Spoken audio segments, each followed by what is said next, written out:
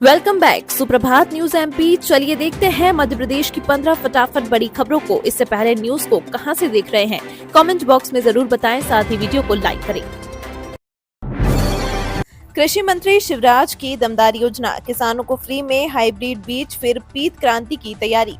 देश में खाद्य तेल की आवश्यकता की पूर्ति के लिए दूसरे देशों पर निर्भरता सरकार समाप्त करेगी। केंद्र सरकार ने इसके लिए राष्ट्रीय खाद्य तेल मिशन बनाया है। इसके अंतर्गत मध्य प्रदेश सहित देश के 21 राज्यों के तिलहन बीज उत्पादक 347 जिलों में उन्नत बीज दिए जाएंगे। भारतीय कृषि अनुसंधान परिषद यह बीज तैयार करेगा और फिर प्रमाणित बीज किसानों को निःशुल्क उपलब्ध कराए जाएंगे। इसके लिए पूरे देश में 600 क्लस्टर बनाए जाएंगे। एमपी में मोबाइल ऐप से होगी पशुओं की गणना, केंद्र द्वारा संचालित योजनाओं की जांच करने भोपाल पहुंची टीम।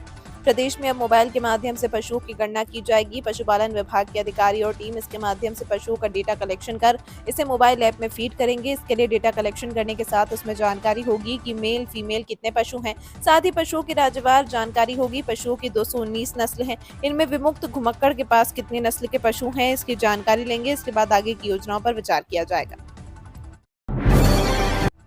परिवहन विभाग का बड़ा फैसला, गाड़ी चलाने वालों के लिए खुशखबरी। यदि आप परिवहन विभाग से वाहनों का रजिस्ट्रेशन करते हैं या फिर अपने लाइसेंस बनवाते हैं तो आपको कार्ड नहीं मिलेगा। अब परिवहन विभाग द्वारा लाइसेंस और पंजीयन कार्ड को अप्रूव किया जाएगा, जिससे लोग अपनी सुविधा के अनुसार ऑनलाइन निकाल सकेंगे। इसके अलावा मोबाइल में भी आरसी कार्ड और लाइसेंस दिखाने पर उसकी मान्यता रहेगी। एमपी में सर्दी की दस्तक से पहले गर्मी उमस ने किया परेशान। मध्य प्रदेश ने अब मानसून की विदाई की और है। ग्वालियर चंबल से मानसून की विदाई हो चुकी है, जबकि आगामी 2-3 दिन में भोपाल सहित अन्य शहरों में से मानसून विदा होगा। मौसम विभाग के अनुसार 20 अक्टूबर के बाद से सर्दी अपना असर दिखाएगी। इधर सर्दी की दस्तक से पहले गर्मी व उमस लोगों को परेशान कर रही है। ज्यादातर शहरों में दिन का तापमान 35 डिग्री के पार चल रहा है।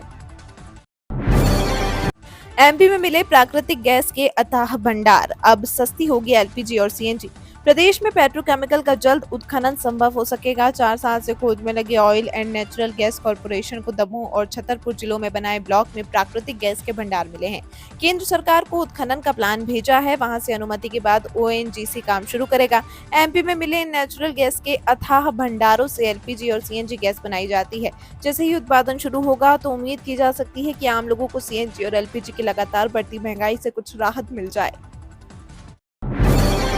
मध्य प्रदेश विद्युत वितरण कंपनी भोपाल में चल रहे अवैध चार्जिंग स्टेशनों पर कार्रवाई करेगी। शहर में कहां-कहां अवैध चार्जिंग स्टेशन संचालित किए जा रहे हैं, जहां पर ई वाहन ई रिक्शा चार्जिंग के लिए दुरुपयोग किया जा रहा है। ऐसे स्टेशनों का पता लगाकर बिजली कंपनी द्वारा कार्रवाई की जाएगी।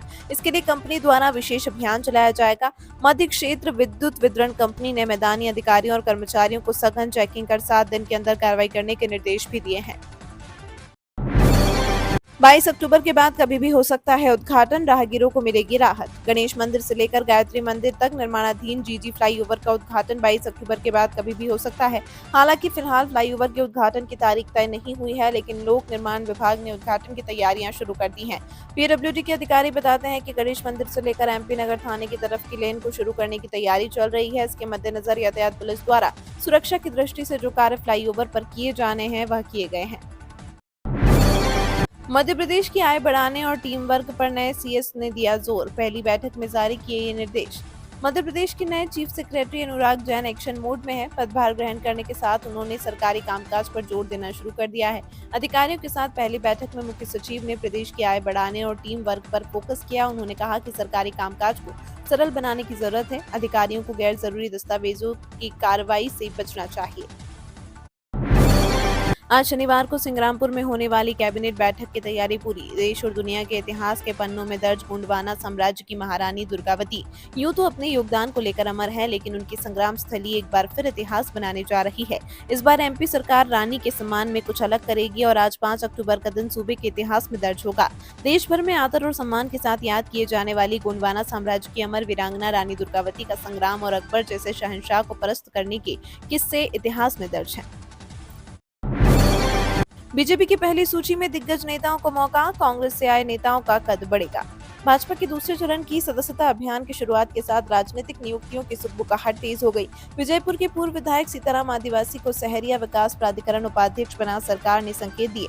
बताते हैं दूसरे चरण का सदस्यता अभियान 15 अक्टूबर को खत्म होगा, तब नियुक्तियां होंगी। पहली सूची में पूर्व सांसद केपी यादव, कमलेश शाह, दीपक सक्सेना, सुरेश पचौरी समेत 10 नाम हो सकते हैं। आवारा मवेशियों की रोकथाम का आदेश बेअसर, अब तक नहीं हटाया गया सड़क से। जिले में आवारा मवेशियों की रोकथाम और उन्हें सड़कों से हटाकर गौशाला भेजने के लिए जारी आदेश नाकाम साबित हो रहे हैं। अकेले शहर की सड़कों पर सैकड़ों आवारा मवेशी विचरण कर रहे हैं, जिससे यातायात प्रभावित हो रहा है और हादसों की स्थिति बनी हुई है। आज से नवरात्रि शुरू हो रही है, ऐसे में आवारा मवेशी लोगों की मुश्किलें बढ़ाते नजर आएंगे, क्योंकि सुबह से पैदल जाने वाले भक्तों के लिए आवारा मवेशी बड़ी समस्या बन सकते हैं।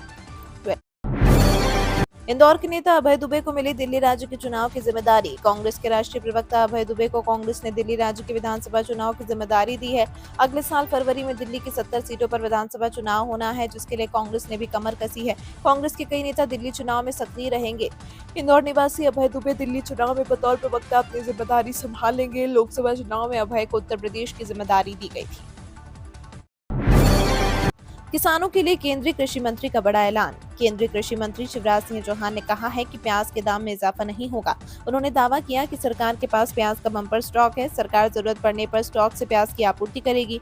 केंद्रीय मंत्री भोपाल में प्रेस कॉन्फ्रेंस को संबोधित कर रहे थे। उन्होंने कहा कि सरकार ने सोयाबीन का मिनिमम सपोर्ट प्राइस तय कर लिया है।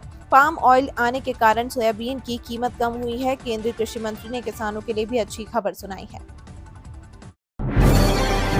मध्य प्रदेश में इसी माह घोषित हो सकती है तबादला नीति। जनप्रतिनिधियों और कर्मचारियों की मांग को देखते हुए मोहन यादव सरकार इसी माह तबादला नीति घोषित कर सकती है।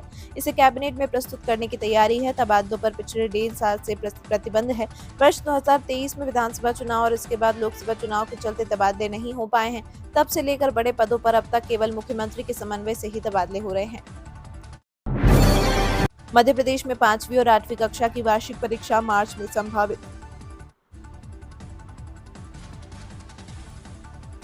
मध्य प्रदेश बोर्ड के सरकारी व निजी स्कूलों की 5वीं व 8वीं की वार्षिक परीक्षा मार्च में आयोजित किए जाने की संभावना है। राज्य शिक्षा केंद्र ने शैक्षणिक सत्र 2024-25 के लिए 5वीं व 8वीं कक्षा की वार्षिक परीक्षा एनसीईआरटी द्वारा निर्धारित पाठ्य पुस्तकों एवं पाठ्यक्रम के आधार पर परीक्षा कराने के दिशा निर्देश जारी किए।